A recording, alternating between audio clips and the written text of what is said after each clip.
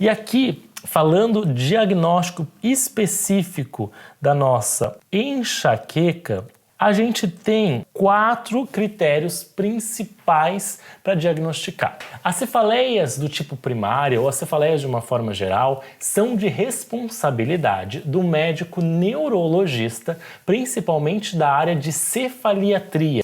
Mas geralmente, na grande maioria dos casos, é o cirurgião dentista que vê esse paciente pela primeira vez.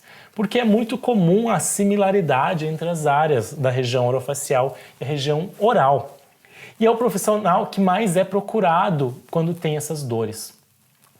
E faz parte do cirurgião dentista começar a diagnosticar essas condições, para poder também encaminhar esse paciente para um tratamento adequado. Tá? A gente pode até começar com medicações iniciais enquanto o paciente não procura um tratamento, né? Não tem um tratamento efetivo. Então, por isso, a importância de você, profissional, contactar esses profissionais na sua cidade para fazer uma troca. Porque nós vemos dentistas, né? Vemos muito paciente com cefaliatria, vamos encaminhar.